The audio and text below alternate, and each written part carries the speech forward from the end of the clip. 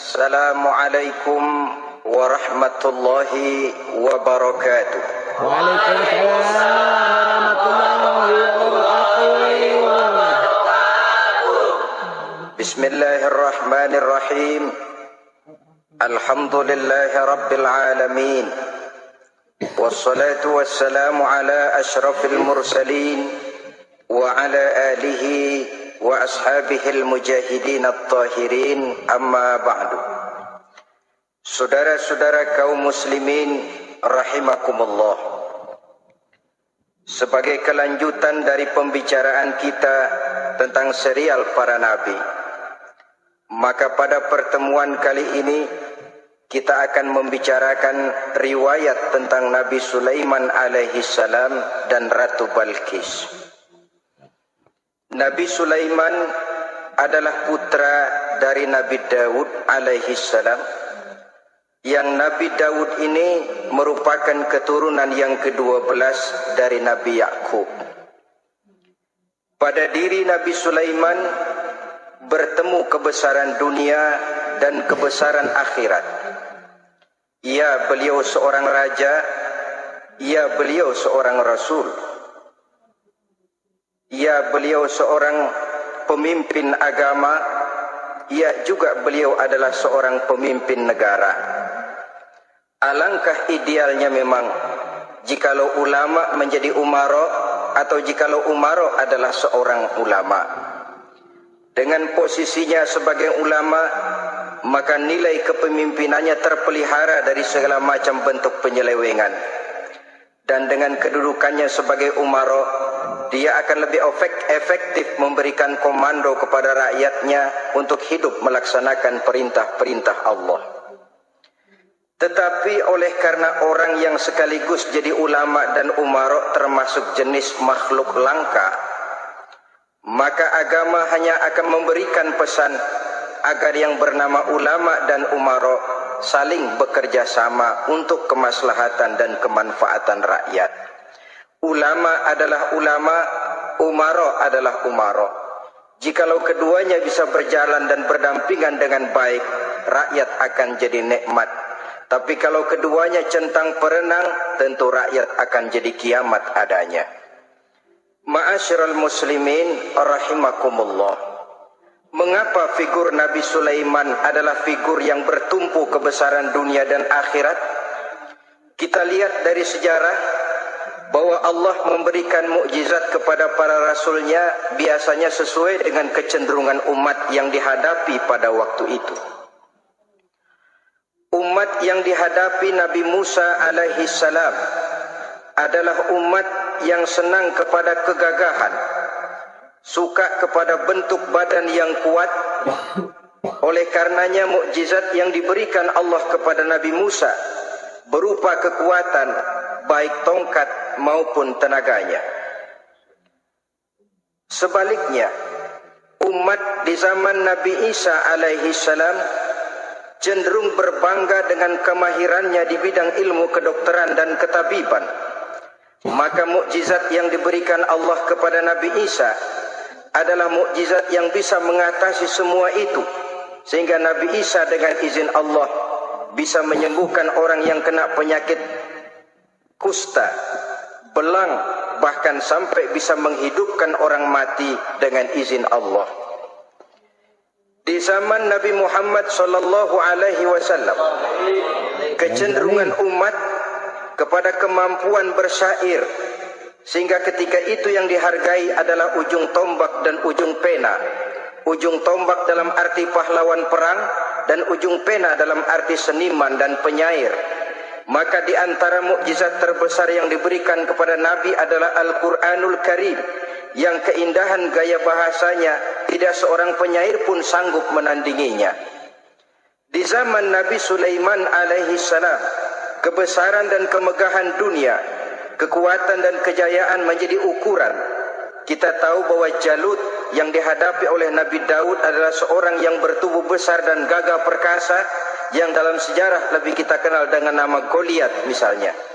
Maka tidak heran kalau mukjizat yang diberikan Allah kepada Nabi Musa merupakan mukjizat yang bertumpu antara kebesaran dunia dan kebesaran akhirat, sebagai raja dan juga sebagai nabi.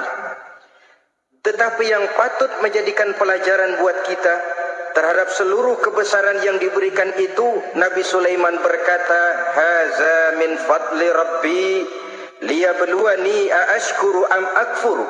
Semua ini, kekuasaan dan kebesaranku, kejayaan dan kekayaanku, adalah anugerah Tuhan untuk menguji diriku. Adakah aku menjadi bersyukur karenanya atau malah aku menjadi ingkar karenanya? Alangkah baiknya jikalau ucapan Nabi Sulaiman ini kita bisa resapi dan kita bisa terapkan dalam kehidupan ini. Seorang pedagang yang berhasil berkatalah seperti perkataan Nabi Sulaiman.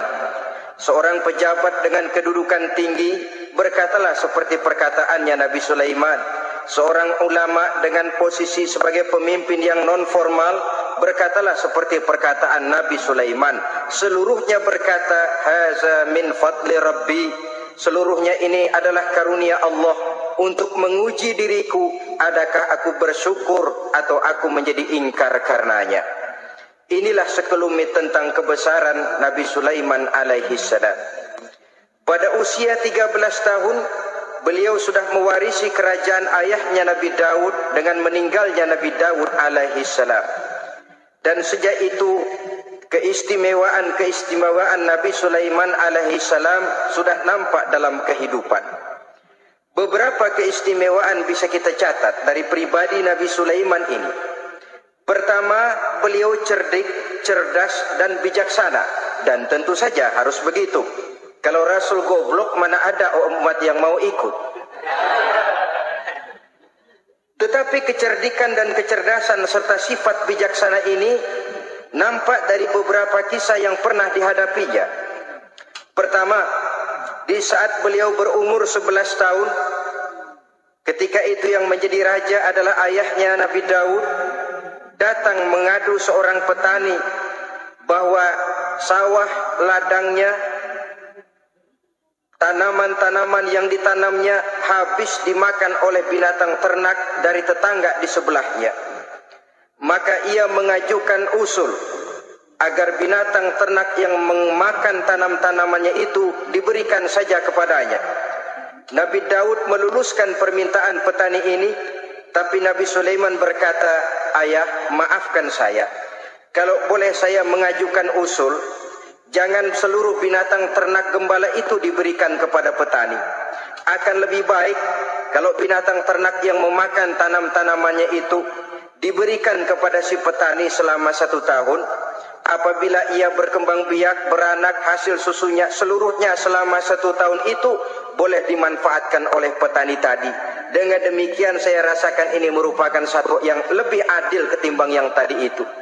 Keputusan Nabi Sulaiman ini diterima baik oleh ayahnya, oleh si petani dan oleh si gembala tadi. Pada usia 11 tahun ia sudah menunjukkan kecerdikan, kecerdasan dan sifat yang bijaksana. Contoh yang kedua,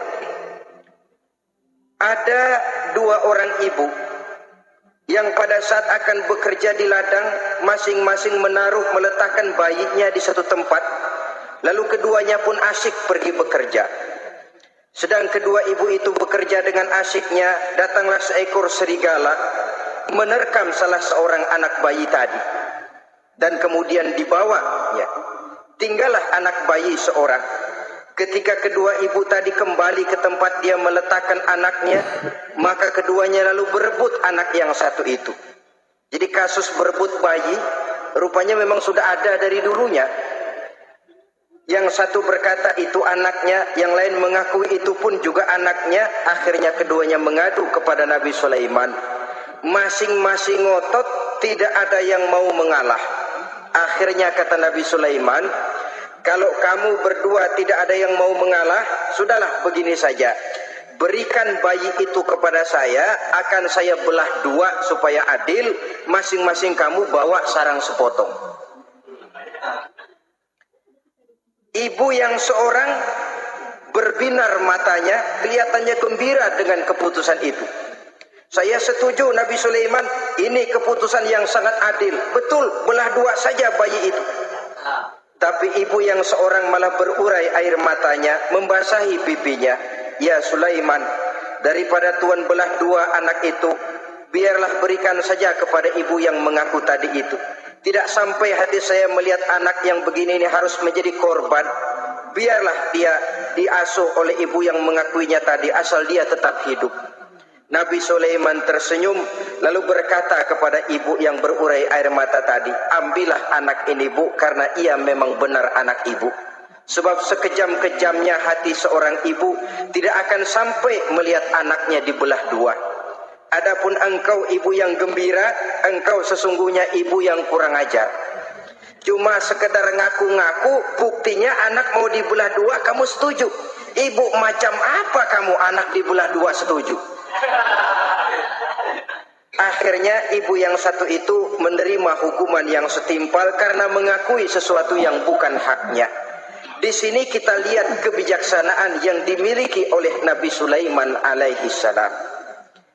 Bukti yang ketiga, pada waktu beliau mengadakan jihad fi sabilillah, beliau mengadakan mobilisasi dana. Tidak cuma manusia, binatang seluruhnya ikut memberikan sumbangan. Ketika datang gajah, gajah nyumbang kerbau. Datang kerbau, kerbau nyumbang kambing. Datang kambing, kambing nyumbang ayam. Datang ayam nyumbang burung. Datang burung nyumbang balang. Datang balang nyumbang semut. Gajah yang nyumbang kerbau ngelihat balang nyumbang semut ketawa. Hei semut, balang, Nabi Sulaiman kamu berikan semut untuk apa kayak gitu kecilnya? Lihatin dong saya nyumbang kebo, kata gajah. Nabi Sulaiman tersenyum seraya bersabda, al-hadiyatu biqadril muhdi. Pemberian itu memang sesuai dengan kemampuan orang yang memberi. Kalau gajah nyumbang kerbau itu wajar saja, gajah besar sumbangannya pun besar. Sebaliknya kalau balang nyumbang semut itu juga memang pantas, balang kecil sumbangannya pun kecil. Yang tidak wajar kalau ada balang mau nyumbang kerbau, ada gajah nyumbang semut. Di sini kelihatan watak yang bijaksana dari Nabi Sulaiman alaihi salam. Ini merupakan ciri keistimewaannya. Setiap rasul dibekali dengan sifat ini yang namanya sifat fatonah. Cerdik, cerdas, dan bijaksana. Yang ini memang merupakan mukjizat. Kecerdasan seorang rasul tidak merupakan hasil sekolahan, tapi merupakan bimbingan wahyu semata-mata, dan ini yang tidak bisa ditandingi oleh manusia. Jadi jangan lalu ngambil dalih rasul aja nggak sekolah pinter, lalu ikut nggak sekolah, ya goblok terus. Itu khususiyat kok. Sifat yang namanya fatona itu merupakan bimbingan daripada wahyu. Adapun manusia, jikalau dia mau cerdik, jikalau dia mau cerdas, jikalau dia mau bijaksana, dia harus belajar. Dia lewat bangku sekolah, dia lewat teman bergaul, dia lewat bertanya kepada orang-orang pandai, atau autodidak dengan hidup banyak membaca dari kehidupan ini. Dengan demikian nilai kecerdikan, kecerdasan dan kebijaksanaannya akan bisa meningkat adanya. Ini keistimewaan pertama. Keistimewaan yang kedua, Nabi Sulaiman diberikan kekuasaan oleh Allah sehingga bisa menguasai angin, jin, bahkan juga mengerti segala macam bahasa binatang.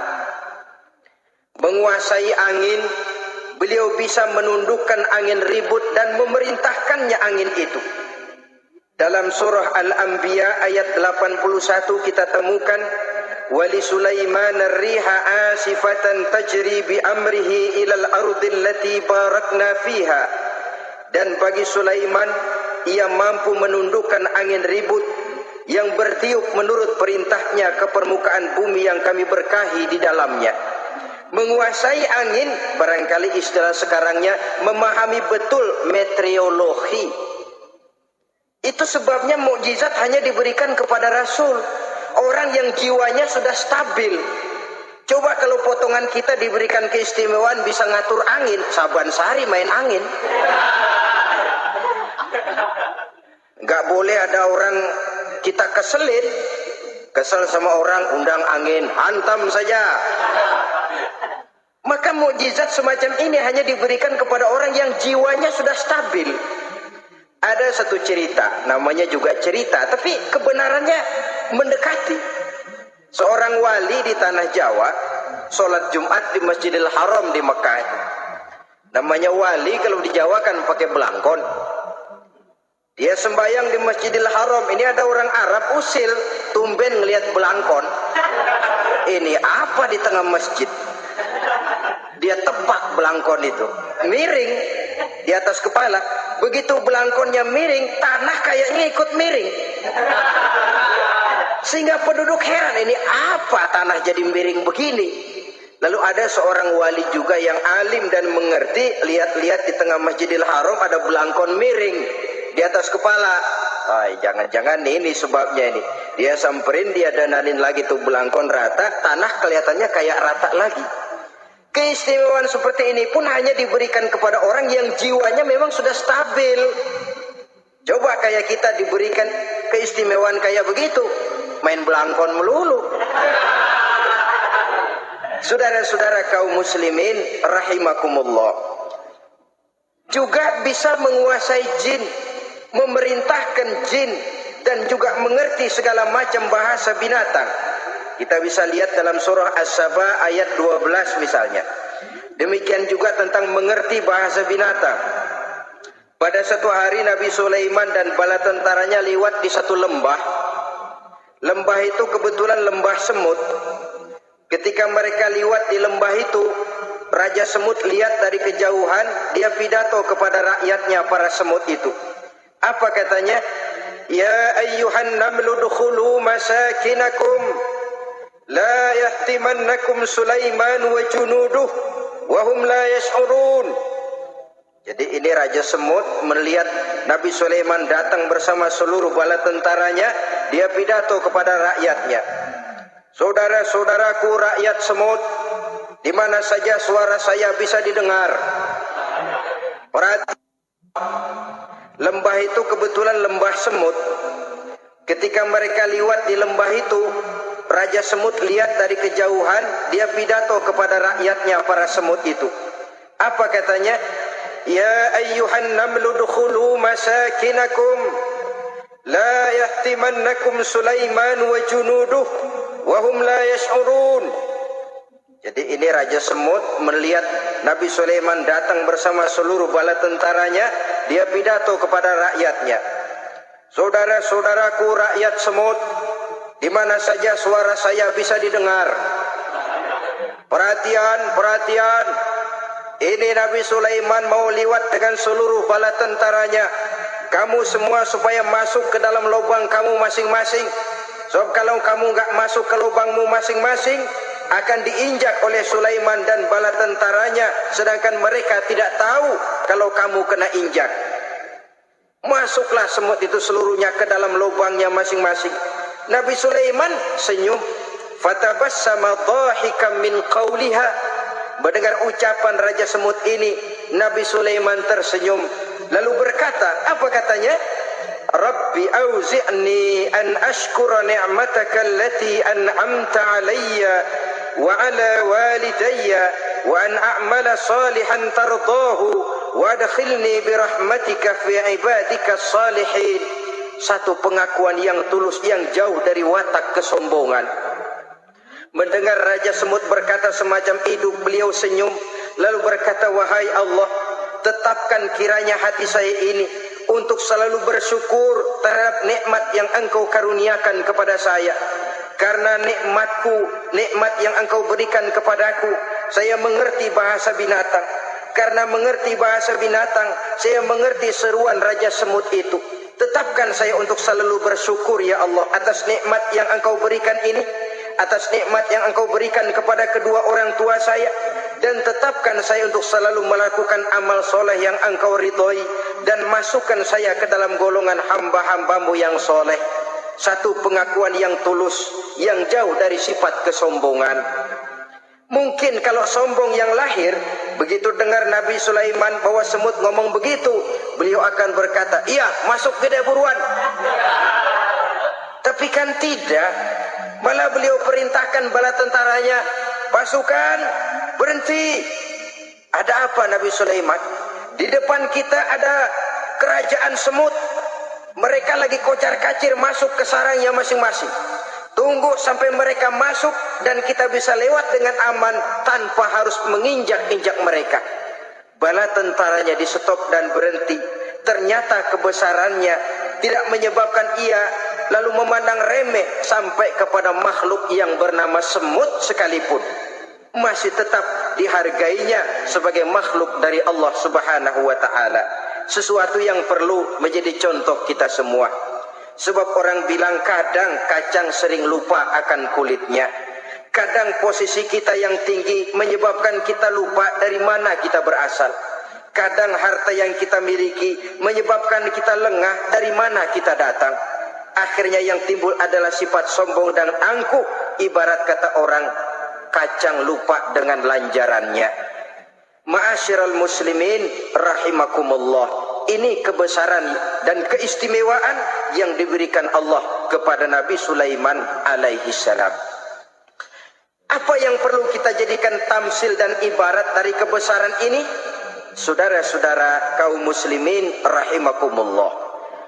Keadilan sebagai umara yang berpadu dengan kebijaksanaan sebagai ulama. Satu hari seorang sahabat bertanya kepada Rasulullah sallallahu alaihi wasallam, "Ya Rasul, kalau pada satu saat ajal merenggut Tuhan berlalu meninggalkan kami sekalian, kita berpisah untuk selamanya ya Rasul. Dalam kondisi semacam itu, azuhrul ardi khairul lana ambatniha. Mana yang lebih baik ya Rasul buat kami kalau sudah ditinggalkan oleh Tuhan? Permukaan bumi atau perut bumi yang lebih baik?" Ini pertanyaan dengan bahasa kinayah. Permukaan bumi maksudnya hidup. Perut bumi maksudnya mati. Orang kalau sudah masuk ke perut bumi kan habis. "Ya Rasul, kalau engkau sudah tidak ada meninggalkan kami semua, mana yang lebih baik buat kami, hidup atau mati?" Bukan main pertanyaan ini. Di satu sisi menggambarkan cintanya sahabat kepada Nabi, sehingga kalau tidak bisa mati bersamaan, biarlah mati beriring saja. Di lain pihak juga mencerminkan bingungnya sahabat kalau sudah ditinggalkan oleh Rasul. Atas pertanyaan ini apa jawab Rasul? "Kamu nggak usah khawatir. Walaupun aku sudah tidak ada, kembali ke hadratullah azza wa jalla, meninggalkan kamu semua, kamu tidak usah bingung.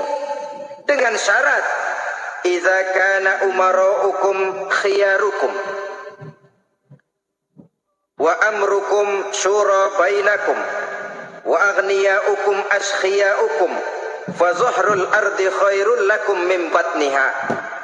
Kalau saja para umara, kalau saja pemimpin-pemimpin kamu adalah orang-orang yang terbaik di antara kamu, dan seluruh persoalan yang kamu hadapi dapat kamu musyawarahkan dengan baik, lalu orang-orang kaya di antaramu adalah orang-orang yang dermawan, ketika itu walaupun aku sudah tidak ada, hidup lebih baik daripada mati. Permukaan bumi lebih baik daripada perut bumi. Dengan catatan tiga tadi. Pemimpinmu orang yang terbaik di antara kamu, segala persoalan kamu musyawarahkan, dan orang kayamu orang dermawan. Walaupun aku tidak ada, hidup lebih baik daripada mati. Tapi sebaliknya kata Nabi, idza kana umaraukum syirarukum. Kalau umarokmu, pemimpin-pemimpinmu adalah orang-orang yang terjahat di antara kamu. Wa amrukum ala nisaikum. Dan segala urusanmu sudah diatur oleh perempuan. Walaupun dia tidak naik di bidang eksekutif, tidak memegang kekuasaan, tapi kekuasaan bayangannya jauh lebih menentukan daripada kekuasaan yang sesungguhnya. Kalau perempuan sudah ikut campur mengaturmu, kemudian wa askhiyaukum bukhalaukum. Orang-orang kaya di antaramu adalah orang-orang yang bakhil bin pelit alias kikir. Maka ketika itu kata Nabi, fabatnul ardi khairul lakum min zuhriha. perut bumi lebih baik daripada permukaan bumi. Apa yang bisa diharapkan dari pemimpin yang zalim, perempuan yang sok kuasa, dan orang-orang kaya yang bakhil dan pelit? Dalam kondisi semacam itu, bertemulah kita dengan yang bernama kiamat. Dan kalau sudah kiamat macam itu, kata Nabi, perut bumi lebih baik daripada permukaan bumi. Maka yang kita perlukan sekarang adalah kerjasama antara ulama dengan umaro. Ulama bukan umaro, umaro pun bukan ulama. Harus saling kerjasama dan jangan saling memperalat. Kerjasama menurut bidangnya masing-masing menjadi yang terbaik di bidangnya. Jangan sudah jadi kiai karena ingin berpartisipasi aktif lalu pindah jadi pemborong jembatan. Tidak sadar akan profesinya. Dan orang lalu tidak bisa berkata, apaan kiai mubalik bisanya cuma ngomong saja. Sekarang kan zaman pembangunan perlu karya nyata. Mana ada ustadz kiai mubalik bikin irigasi? Cuma pidato saja. Apa kemiskinan bisa diatasi dengan pidato? Ini juga orang tidak ngerti urusan. Wong Nabi saja ngajarin kok, iza wusidal amru ila ghairi ahlihi fantaziri sa'ah, yang kemudian diterjemahkan dalam manajemen modern, the right man on the right job, bahwa persoalan harus diserahkan kepada orang yang memang ahlinya. Lah kalau kiai ngurus irigasi, apa nanti lurah mau ngajar fikih? Camatnya ngajar tafsir. Kacau jadinya.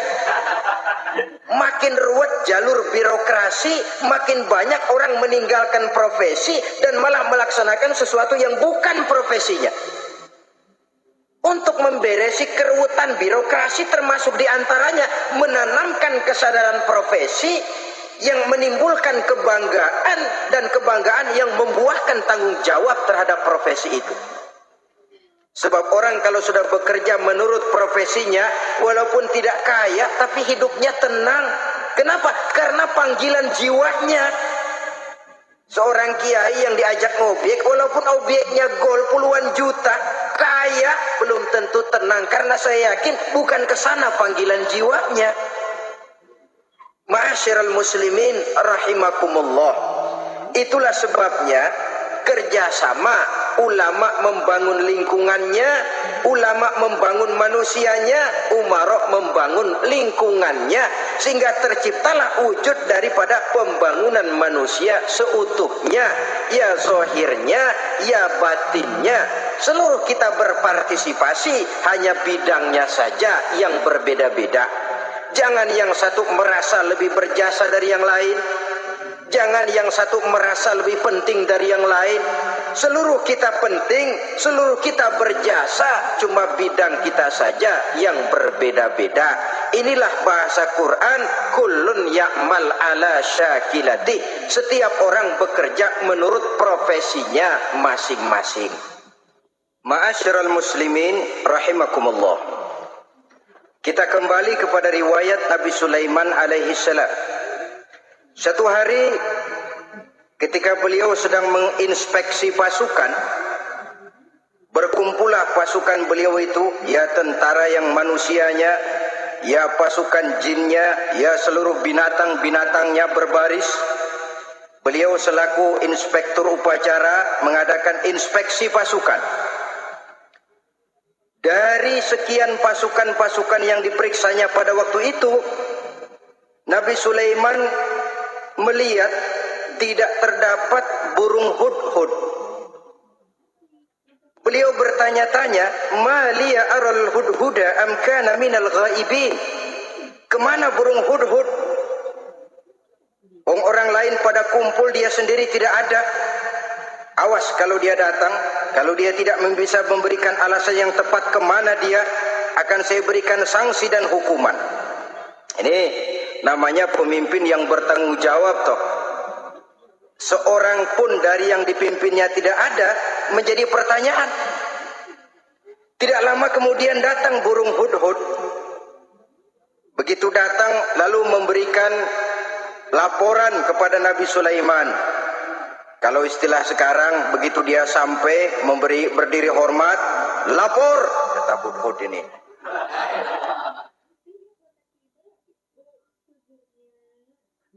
Bagaimana Hudhud? Maaf Tuan Raja, saya terlambat. Iya, kenapa terlambat? Patroli Tuan Raja.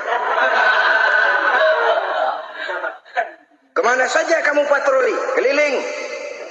Lalu apa hasilnya? Inni wajadtu mar'atan tamlikuhum wa utiyat min kulli syai'in wa laha arsun azim.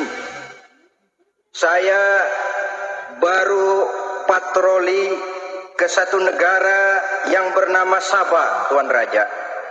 Sabah, saudara tahu Sabah? Di mana itu? Dekat ibu kota Yaman sekarang.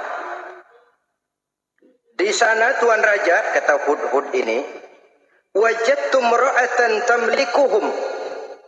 Yang jadi raja perempuan. Kalau Tuan raja besar, Tuan orang laki. Ayah Tuan raja besar Nabi Daud laki. Ini mah model Tuan Raja. Orangnya rajanya raja besar tapi perempuan. Tumben saya ngelihat ada raja perempuan, kerajaannya begitu besar. Begitu. Iya. Lalu dia jadi raja bagaimana? Dia mewarisi kerajaan ayahnya Sri Baginda Raja Sarahil. Ketika ayahnya wafat, dia naik. Walaha arsun azim, singgasananya besar, bagus, antik Tuan Raja. Terus bagaimana lagi? Wajadtuha wa qaumaha yasjuduna lisyamsi min dunillah. Yang jadi pikiran saya Tuan Raja, dengan kekuasaan yang besar, mereka itu seluruhnya, seluruh bala tentaranya dan kaumnya, yasjuduna lisyamsi, mereka menyembah matahari, bukan menyembah Allah. Mendengar ini Nabi Sulaiman tergerak hatinya. Waktu mendengar rajanya perempuan, kekuasaannya besar, belum tergerak. Tapi ketika sampai kepada yasjuduna lisyamsi, mereka sujud kepada matahari, di situ pribadi seorang rasulnya tergerak. Siapa nama ratu itu? Namanya Ratu Balkis Tuan Raja. Begini Hudhud, laporan kamu saya terima. Alasan kamu datang terlambat bisa dipertanggungjawabkan. Kamu tidak kena hukuman. Cuma begini saja Hudhud, karena kamu yang laporan, kamu yang tahu lokasi negaranya, kamu yang harus melaksanakan tugas ini. Apa Tuan Raja? Idhab bi kitabi hadza fa'alqih ilaihim. Kamu berangkat lagi ke negeri Sabah, bawa surat saya, berikan kepada mereka. Thumma tawalla anhum, kemudian kamu berpaling dari mereka, tapi jangan pulang. Fanzur madza yarji'un, lihat apa reaksi mereka setelah menerima surat ini. Baik Tuan Raja, baik. Nabi Sulaiman menulis sepucuk surat kepada Ratu Balkis, dan surat itu dibawa oleh burung Hudhud tadi. Terbanglah si burung Hudhud ini ke negeri Sabah, masuk ke istana Ratu Balkis, dan surat itu jatuh di kamar Ratu Balkis. Diambil surat tadi, kemudian dibaca. Apa isi suratnya? Innahu min Sulaiman wa innahu bismillahirrahmanirrahim. Alla ta'lu alayya wa'tuni muslimin. Surat ini dari Sulaiman. Bismillahirrahmanirrahim. Jangan kamu merasa lebih tinggi dari aku. Datanglah kepadaku dan masuk ke dalam agama Islam. Suratnya singkat, padat, ultimatum. Jadi nggak pakai bahasa kembang, nggak pakai bahasa basi, langsung kepada isi. Surat ini dari Sulaiman. Bismillahirrahmanirrahim. Jangan kamu merasa lebih tinggi dari aku. Datanglah kepadaku dan masuklah ke dalam agama Islam. Ini yang disebut dakwah langsung tanpa pakai kembang. Saudara-saudara, menerima surat semacam ini, Ratu Balkis lalu ngumpulin para pembantu kerajaan, aparat pemerintah lah zaman sekarang, termasuk menteri-menteri, dipanggil sidang darurat di istana Ratu Balkis membahas datangnya surat dari Nabi Sulaiman alaihissalam. Tuan-tuan para menteri, bagaimana Sri Ratu? Saya dapat surat. Dari mana? Dari Sulaiman. Katanya apa? Jangan kamu merasa lebih hebat dan lebih tinggi dariku. Datanglah kemari dan masuklah ke dalam agama Islam. Menurut pendapat tuan-tuan menteri, bagaimana surat ini? Apa kita penuhin permintaannya? Kita datang rame-rame masuk Islam? Oh, kata menteri, jangan dulu tuanku, gengsi dong.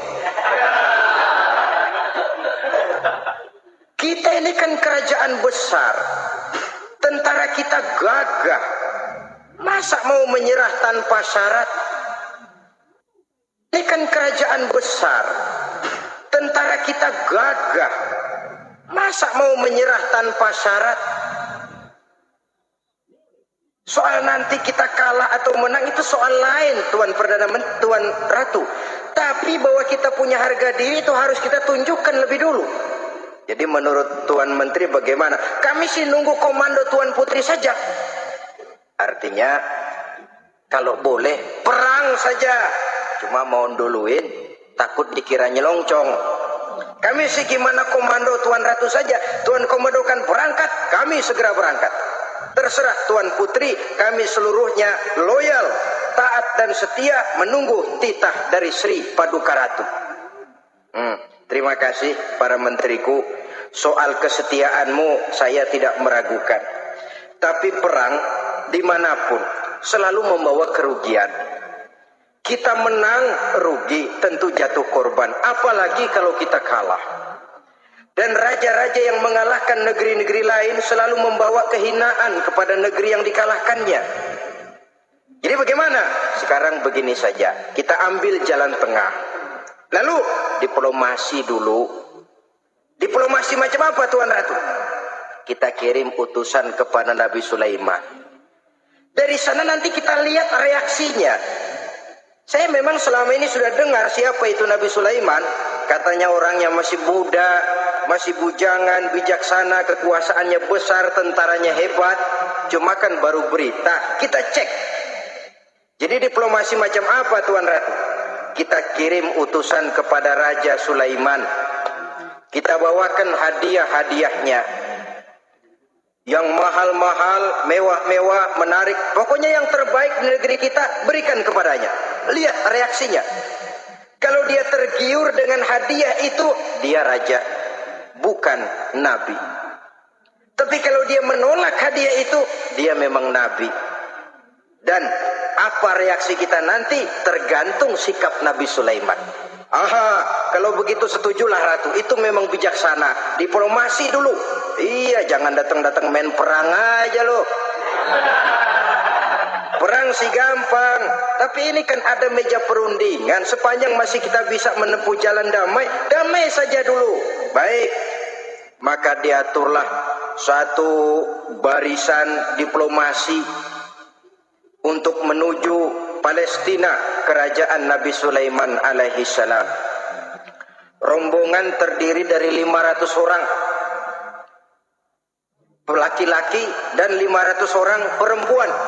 Yang laki ganteng, yang perempuan cantik. Yang laki dikendarai dengan kuda-kuda pilihan, dan yang perempuan dikendarai dengan keledai-keledai pilihan. Kuda dan keledai pun dihiasi begitu rupa, pelanaknya yang terbagus dilapis dengan sutra, sedangkan bawaan-bawaannya tidak lain daripada intan, berlian, mutiara, jamrud, yakut, kesturi yang dilapis dengan sutra tenun yang asli. Pendeknya hadiah yang serba wah. Dan rombongan ini dipimpin oleh seorang diplomat ulung dari negeri Sabah bernama Munzir bin Amru. Ini ahli diplomasi dari negeri Sabah. Dipesanlah oleh Ratu Balkis, kalau datang nanti kamu ke negeri Sulaiman, sikapmu harus begini, begini, dan segala macam. ditatar dulu. Sebab ini mau diplomasi tingkat tinggi. Baik, Sri Ratu. Nah, sudah mendengar perundingan ini, burung hudhud pulang ke negeri Nabi Sulaiman. Apel lagi, lapor Tuan Raja. Bagaimana hudhud? Sikapnya mereka akan mengutus utusan dengan membawa berbagai macam hadiah untuk datang ke negeri kita. Baik. Nabi Sulaiman kumpulkan tentaranya, terutama para jin. Hei tentaraku, khususnya kalian para jin, akan datang rombongan tamu besar ke negeri kita. Maka mulai saat ini saya komandokan, kamu bangun satu istana yang megah, yang belum pernah ada dalam waktu yang relatif singkat. Dan lantai daripada istana itu harus dilapisi dengan kaca-kaca tebal yang bening, bawahnya diisi dengan air, diisi dengan ikan-ikan hias yang indah-indah. Baik Tuan Raja. Maka tentara Nabi Sulaiman, sejak manusia sampai binatang sampai jin, semuanya kerja bakti membangun istana yang megah. Sehingga sebelum rombongan kerajaan Sabah ini sampai, istana sudah selesai. Mereka masuk ke dalam istana Nabi Sulaiman. Begitu melihat lantainya gemerlapan air, masing-masing pada ngangkat kain.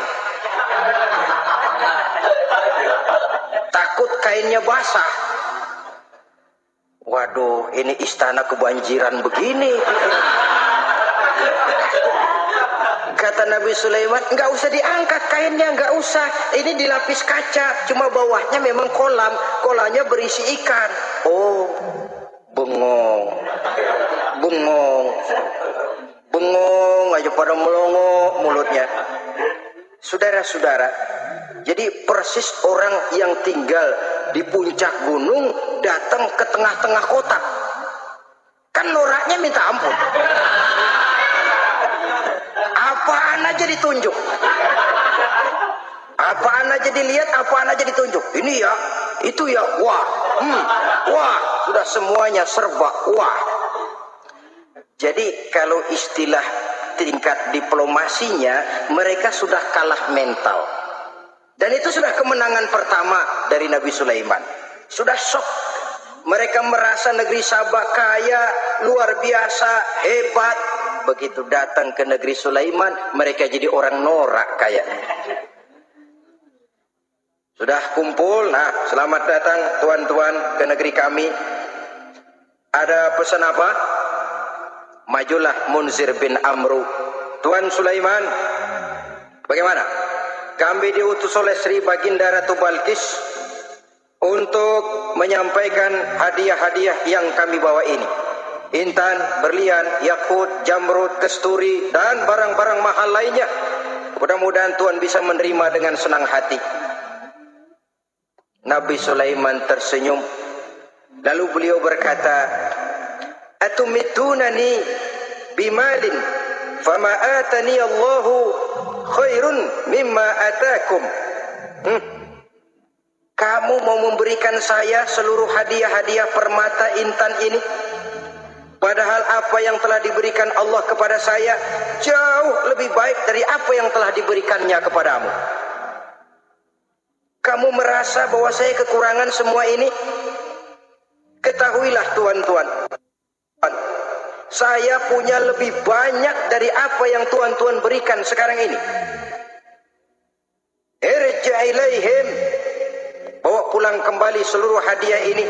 Sampaikan salam saya kepada ratumu, Ratu Balkis. Falanatiyannahum bijunudin la qibala lahum biha. Kalau mereka tetap tidak mau datang menyatakan keislaman, kami yang akan datang ke sana dengan seluruh bala tentara kami yang mereka pasti tidak akan sanggup menghadapinya. Saudara bisa baca dalam surah An-Naml ayat 36. Saudara hadirin ma'asyiral muslimin rahimakumullah. Kalau orang sudah silau dengan yang namanya upeti, hadiah, harta, Secara mental dia sudah jatuh.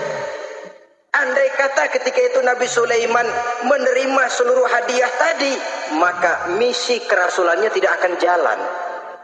Wibawanya hancur, dan dia tidak akan sanggup lagi mendakwahkan Ratu Balkis untuk masuk ke dalam agama Islam. Dia akan jadi cemoohan di negeri Sabah. Sulaiman ngomong aja dikasih hadiah telap. Nah, ternyata ada yang lebih mahal dari harta, ada yang lebih mahal dari intan dan mutiara, ada yang lebih mahal dari pangkat dan kedudukan. Apa dia? Harga diri. Dan itu yang langka sekarang ini. Lebih baik jalan kaki tapi kita bebas mendongakkan kepala kemanapun kita mau, daripada naik mobil empuk tapi mata nunduk saja nggak berani lihat ke atas. Kehilangan harga diri. Ulama yang kehilangan harga diri akan menyelewengkan ayat. Pejabat yang kehilangan harga diri akan melakukan segala macam penyelewengan dan lain sebagainya. Harga diri sesuatu yang mahal. Terutama di kota-kota besar, kota-kota yang menyandang gelar metropolitan, biasanya harga diri ini sudah tidak dihiraukan orang lagi.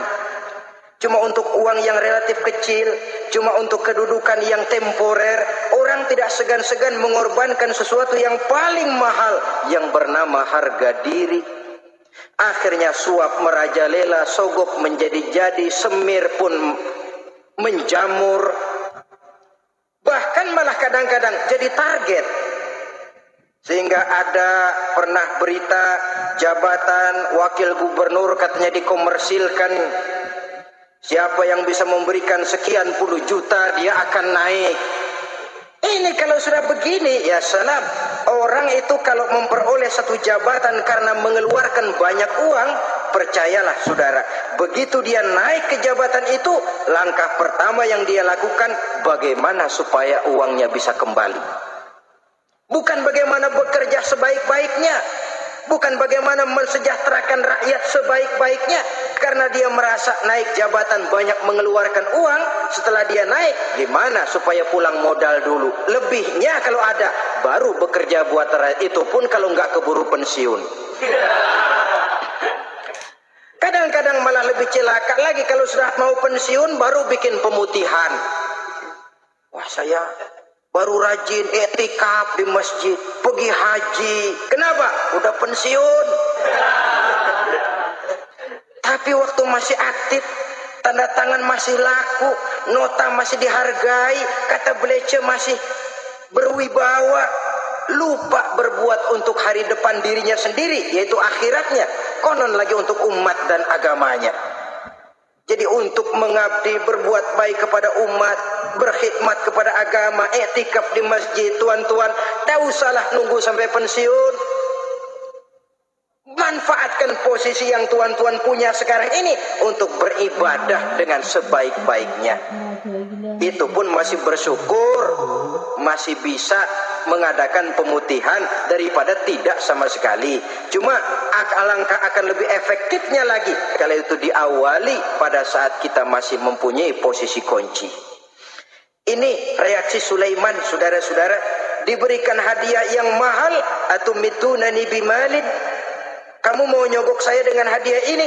Yang diberikan Allah lebih hebat dari yang kau bawa sekarang ini. Apa yang saya cari? Oleh Allah saya telah diberikan sesuatu yang lebih besar dari yang kau bawa. Sudah, bawa pulang saja. Sampaikan salam kepada ratumu. Kalau dia tetap ngotot tidak mau kemari, saya yang akan datang ke sana dengan seluruh bala tentara yang saya yakin sampean akan kewalahan ngadepinnya. Pulang, sampaikan salam saya, bawa seluruh hartamu. Diplomasi tahap pertama menang total. Utusan Raja Sabah sudah kalah mental, kalah juga fisik. Pulanglah mereka dengan membawa kembali seluruh hadiah yang mereka ingin sampaikan tadi. Bisa dibayangkan mentalnya itu, ya. Sama juga kita sudah punya niat ingin menyogok seseorang, tahu-tahu yang mau disogok nggak nerima. Pulang kayaknya muka kan belipet. Sulit ketemu orang. Jadi perasaan kita orang pada ngetawain aja. Padahal orang mah nggak tahu persoalannya. Tapi sikap mental sendiri itu. Jadi memang saudara-saudara ini berkaitan. Walaupun yang mau nyogok banyak, kalau yang disogok nggak mau, nggak jadi. Walaupun ada yang minta disogok, kalau yang mau nyogok nggak ada, juga nggak nyetel. Lah ini nyetel, yang mau nyogok banyak, yang disogok pun ada. Jadilah perbuatan itu. Ma'asyiral muslimin rahimakumullah. Sampai mereka di kerajaan Sabah, mereka ceritakan itu, Ratu Balkis bengong. Ternyata yang saya dengar selama ini memang benar rupanya. Sulaiman bukan cuma raja, tapi juga rasul. Bukan cuma pemimpin negara, tapi juga pemimpin agama. Lalu bagaimana, Sri Ratu? Biarlah saya pikir-pikir dulu. Pikir. Bagaimana ya? Sudahlah, begini saja. Kita sekarang berangkat ke negeri Nabi Sulaiman.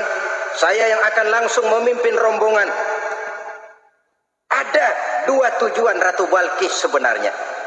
Tujuan pertama ingin melihat dengan mata kepala sendiri kebesaran Sulaiman yang selama ini dia cuma dengar beritanya saja. Yang kedua, ada udang di balik batu. Kalau setelah Nabi Sulaiman nanti melihat kecantikan Ratu Balkis ini, dia bisa fly. Nah, istilah anak sekarang, dia bisa fly. Nah, siapa tahu kan karena kecantikannya Nabi Sulaiman lalu jatuh hati dan Dewi Amor pun bicara. Nanti bila mata bertemu mata, bibir ikut senyum, hati berdetak, maka terjadilah magnet saling bersentuhan, percintaan tingkat tinggi. Kan lumayan dapat suami, dapat pacar seorang raja besar. Jadi dengan harapan ini berangkatlah langsung memimpin rombongan. Ada dua tujuan Ratu Balkis sebenarnya. Tujuan pertama ingin melihat dengan mata kepala sendiri kebesaran Sulaiman yang selama ini dia cuma dengar beritanya saja. Yang kedua, ada udang di balik batu. Kalau setelah Nabi Sulaiman nanti melihat kecantikan Ratu Balkis ini, dia bisa fly. Nah, istilah anak sekarang, dia bisa fly. Nah, siapa tahu kan karena kecantikannya Nabi Sulaiman lalu jatuh hati dan Dewi Amor pun bicara. Nanti bila mata bertemu mata, bibir ikut senyum, hati berdetak, maka terjadilah magnet saling bersentuhan, percintaan tingkat tinggi. Kan lumayan dapat suami, dapat pacar seorang raja besar. Jadi dengan harapan ini berangkatlah Ratu Balkis ke negeri Nabi Sulaiman. Hud lapor lagi. Lapor. Gimana Hud? Ini Ratu Balkis yang mimpin sekarang. Baik, kita siap-siap. Begini saja kata Nabi Sulaiman. Siapa yang bisa bawa singgasana Ratu Balkis ke sini? Jin Ifrit tampil. Saya. Berapa lama kamu perlukan untuk membawa singgasana Ratu Balkis kemari? Sebelum Tuan bangun dari tempat duduk, itu singgasana sudah bisa sampai kemari, Tuan Raja. Bagus. Ada yang bisa lebih cepat? Saya, kata seorang ulama. Berapa lama? Sebelum Tuan kedip. Asal Tuan kedip, Tuan melek lagi, singgasana sudah sampai di sini. Baik, kerjakan. Dalam waktu sekejap itu singgasana Ratu Balkis sudah sampai di istana Nabi Sulaiman. Pasang di sini, biar dia dudukin nanti, rubah sedikit biar dia nggak kenalin. Dirombak sedemikian rupa. Masuk Ratu Balkis ke istana Nabi Sulaiman. Terjadilah kemudian di perundingan semacam tingkat tinggi antara raja dengan raja. Bagaimana Tuan Ratu Balkis? Iya, Tuan Sulaiman. Iya, bagaimana? Saya kagum dengan kebesaran Tuan. Bukan kebesaran saya. Seluruhnya ini adalah karunia Allah kepada saya. Saya dengar Tuan menyembah matahari. Padahal matahari tidak pernah memberikan apa yang Tuan kehendaki. matahari tidak pernah menciptakan Tuhan. Adalah lebih baik Tuhan menyembah yang menciptakan matahari daripada menyembah matahari itu sendiri. Nabi Sulaiman, bagaimana kalau kita mengadakan ya sambil berunding, sambil lobbying istilah sekarang. Baik, lobbying pun jadi. Berjalanlah meninjau seluruh pelosok istana Nabi Sulaiman alaihissalam. Seperti halnya bala tentaranya, Ratu Balkis juga sampai di lantai kaca, angkat kain. Kata Nabi Sulaiman, jangan diangkat tuh kain. Ini bukan air, istana kaca. Bukan main kebesaran kamu. Melihat begitu kebesaran Nabi Sulaiman, Ratu Balkis yang niatnya sementara mau melontarkan diplomasi asmara, lupa. Lalu apa katanya? Rabbi inni zolamtu nafsi. Ya Allah, selama ini saya benar-benar telah zolim kepada diri saya. Begitu banyak nikmat yang engkau berikan kepada saya. Saya jadi ratu dengan kekuasaan yang besar, mewarisi kebesaran ayah. Dengan kerajaan dan bala tentara yang gagah perkasa. Bukan saya bersyukur kepadamu, malah saya menyembah matahari. Inni zolamtu nafsi. Sungguh saya telah zalim kepada diri saya. Maka mulai sejak saat ini, aslamtu ma'a Sulaiman lillahi rabbil alamin. Mulai sejak saat ini ya Allah, saya nyatakan diri, saya masuk Islam, bertuhankan Allah Rabbul Alamin. Saya tunduk kepada Nabi Sulaiman alaihi salam. Masuk Islam sebelum diplomasi asmaranya melayang, saudara-saudara. Sudah masuk Islam? Sudah. Nah, Ratu Balkis sekarang bagaimana? Ya Nabi Sulaiman, kalau saya masuk Islam, apakah kerajaan saya akan tunduk dan diatur oleh kerajaan Tuhan? Tidak. Kamu persilakan pulang ke kerajaanmu. Atur negerimu menurut cara yang kamu mau, asal sesuai dengan perintah Allah. Saya bukan penjajah. Saya cuma mengajak kamu ke dalam Islam. Saya tidak ingin meluaskan wilayah saya. Asal kamu sudah masuk Islam, tugas sudah saya jalankan. Perkara kerajaanmu, kau pulang, kau atur dan kau tetap jadi raja. Jangan merasa kalau sudah masuk Islam lalu kerajaanmu saya caplok. Islam bukan penjajah, Ratu Balkis. Baiklah Nabi Sulaiman, saya tahu. Tapi untuk melanggengkan kerjasama antara kerajaan Sabak dengan kerajaan Tuhan, caranya bagaimana? Mulai ngojok-ngojok.